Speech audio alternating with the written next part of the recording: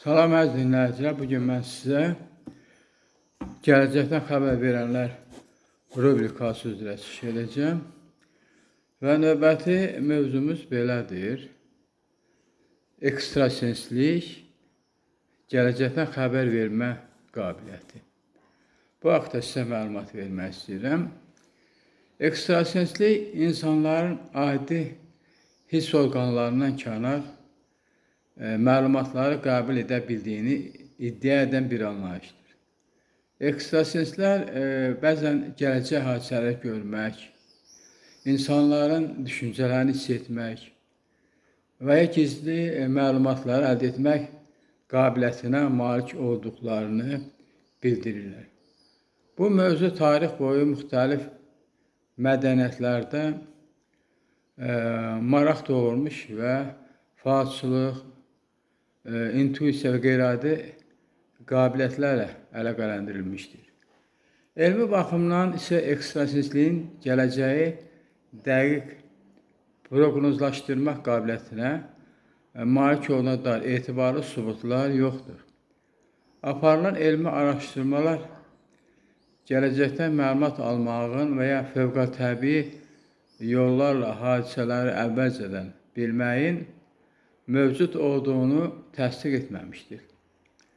Bir çox hallarda ekstrasenslərin verdiyi proqnozlar ümumi ifadələrə, ehtimallara və insan psixologiyasına əsaslana bilər. İnsanların bəzən gələcək hadisələri düzgün təxmin etməsi isə təbii səbəblərlə izah oluna bilər. İnsan beyni müşahidə, təcrübə və əvvəlki məlumatlar əsasında nəticələr çıxarmaq qabiliyyətinə malikdir. Güclü müşahidə qabiliyyəti və intuisiya bəzən gələcəyi hiss etmək kimi qəbul edilə bilər. Lakin bu, fövqəltəbii gələcək görmə qabiliyyəti deyil. Məlumatların şuurlu ya da şuursuz şəkildə təhlil edilməsidir. Bəzi insanlar ekstrasenslərin proqnozlarına inanır, çünki təsadüfən doğru çıxan hadisələr daha çox yadda qalır. Səhv proqnozlar isə çox vaxt diqqətdən kənarda qala bilər. Bu vəziyyət insan psixologiyasında siyasi, bir növ belə deyək, seçici yaddaş və təsdiqləmə meyli kimi izah olunur. Nəticə olaraq ekstrasenslik mədəni və sosial baxımdan maraqlı bir anlayış olsa da, gələcəkdən dəqiq xəbər vermə qabiliyyəti kimi elmi şəkildə sübut olunmayıb. Müasir elm gələcəyi proqnozlaşdırmaq üçün müşahidə, statistika, süni intellekt və elmi modellərdən istifadə edir. Ekstrasenslik isə daha çox inanc, şəxsi təcrübə və fəlsəfi müzakirə mövzusu olaraq qalır. Bu ekstrasenslik haqqında bu qədər. İndi isə növbəti mövzu haqqında çıxış etmək istəyirəm. Növbəti mövzumuz belədir. İnsanların gələcək məlumatlarını oxuyan texnologiyalar. Belə bir mövzu haqqında çıxış etmək istəyirəm. İnsanların gələcək məlumatlarını oxuyan texnologiyalar mövzusu elm, texnologiya və elmi fantastikaların kəşfməsində yer alan maraqlı bir sahədir.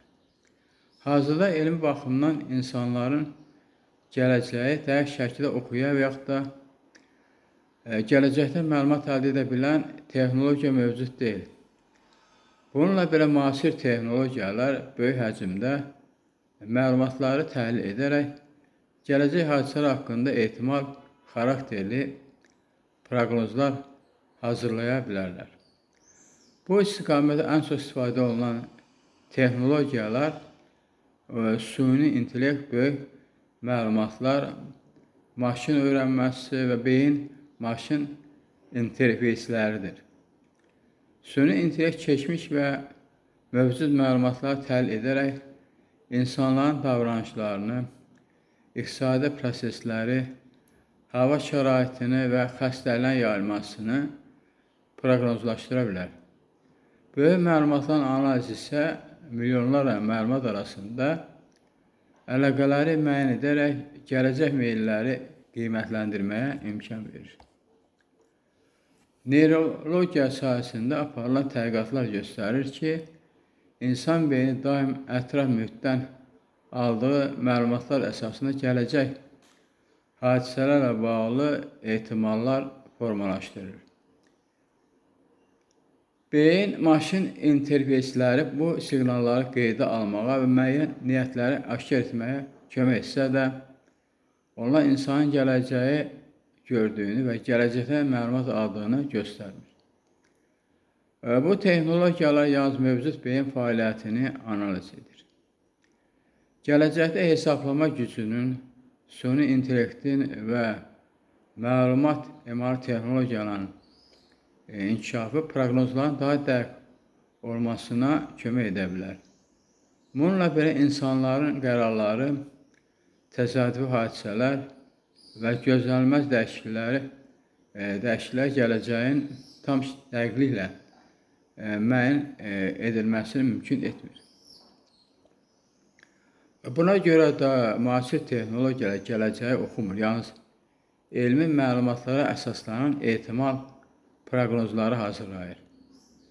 Nəticə olaraq insanların gələcək məlumatını oxuyan texnologiyalar hazırda elmi cəhətdə mövcud deyil. Müasir texnologiyalar gələcəyi əvvəlcən bilmək üçün deyil, mövcud məlumatları təhlil edərək daha dəqiq proqnozlar hazırlamaq və qərar qəbulunu dəstəkləmək üçün istifadə olunur. Gələcəkdə bu sayədə yeni nailiyyətlər əldə olunsa da, gələcəkdə dəqiq məlumat almaq hələ də elmi fantastika mövzusu olaraq qalır.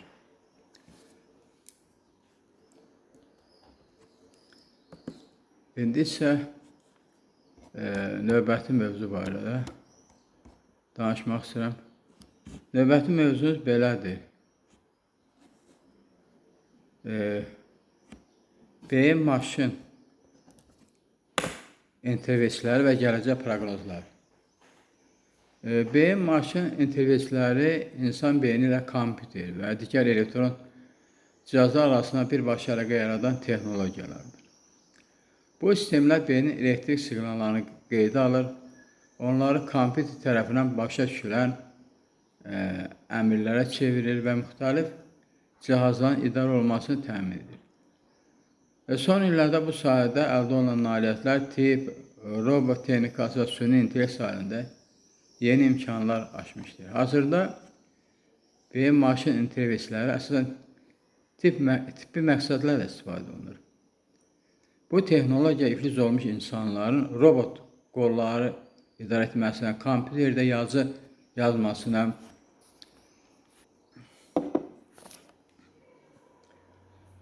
deməli,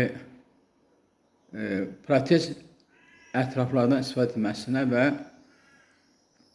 ünsiyyət imkanlarını bərpa etməsinə kömək edir.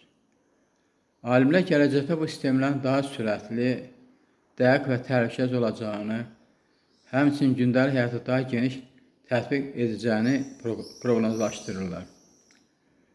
Gələcək proqnozlara görə beyin maşın interfeysləri insan və süni intellekt arasında əməkdaşlığı gücləndirə, öyrənmə prosesini sürətləndirə və bəzi peşə sahələrdə məhsuldarlığı artıra bilər.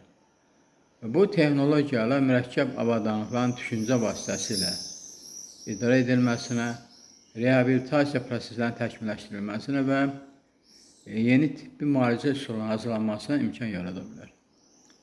Bununla belə bu proqnozlar elmi araşdırmalara əsaslanan ehtimallardır və onların tam şəkildə reallaşacağına zəmanət yoxdur.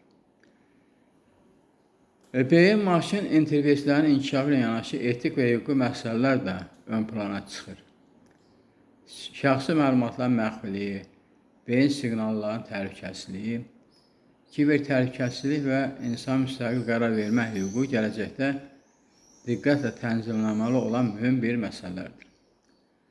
Bu texnologiyanın cəmiyyətdə faydalı olması üçün onların inkişafı beynəlxalq etik normalara və təhlükəsizlik standartlarına uyğun şəkildə həyata keçirilməlidir.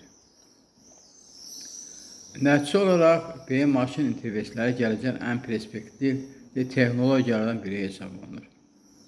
Onlar insanın həyat keyfiyyətini yaxşılaşdırmaq, tibbi müalicə imkanını genişləndirmək və insan ilə texnologiya arasında yeni əlaqə formaları yaratmaq potensialına malikdir. Lakin bu texnologiyalar gələcəyi əvvəlcən görmək və ya dəqiq proqramlaşdırmaq üçün deyil, insanın imkanlarını genişləndirmək və müxtəlif problemlərə həllə kömək etmək məqsədi daşıyır. İndi növbəti mövzu barədə istəyirəm çıxış edəm. Növbəti mövzumuz belədir. Deməli, genetik mühəndislik və gələcəkdən xəbər verən insan. Genetik mühəndislik canlı orqanizmlərin genetik materialının öyrənilməsi və dəyişdirilməsi ilə məşğul olan müasir elm sahəsidir. Bu texnologiya irsi xəstəliklərin araşdırılması, yeni müalicə üsullarının hazırlanması və kənd təsərrüfatına məhsulların artırılması kimi sahələrdə geniş tətbiq olunur. Son illərdə genetika sahəsində əldə edilən nailiyyətlər insanların sağlamlığı və həyat keyfiyyətlərinin yaxşılaşdırılması üçün yeni imkanlar yaratmışdır. Bəzən belə bir fikir irəli sürülür ki, gələcəkdə genetik mühəndislik sayəsində insanlar gələcəyi əvvəlcən görə və yaxud da dəqiq proqnozlaşdıra biləcəklər. Lakin hazırki elmi biliklər bunu təsdiq etmir. Genetik mühəndislik insanın gələcəyini görmək qabiliyyətini yaratmır və inkişaf etdirmir. Genlər insanın bəzi irsi xüsusiyyətlərinə və müəyyən xəstəliklər meyilliyinə təsir etsə də, gələcək hadisələri əvvəlcən bilməyə imkan vermir. Bununla belə genetik analizlər bəzi sağlamlıq risklərini əvvəlcən müəyyən etməyə kömək edə bilər. Məsələn, insanın müəyyən xəstəliklərə genetik meyilliyi aşkar edilə bilər və buna uyğun profilaktiki tədbirlər görülə bilər. Bu isə gələcək xəbər vermək deyil, elmi məlumatlara əsaslanan risk qiymətləndirilməsidir. Həyat tərzi, ətraf mühit və qidalanma və digər amillər də insanların sağlamlığına mühüm təsir göstərdiyi üçün təsir genetik məlumat gələcəyi tam müəyyən etmir.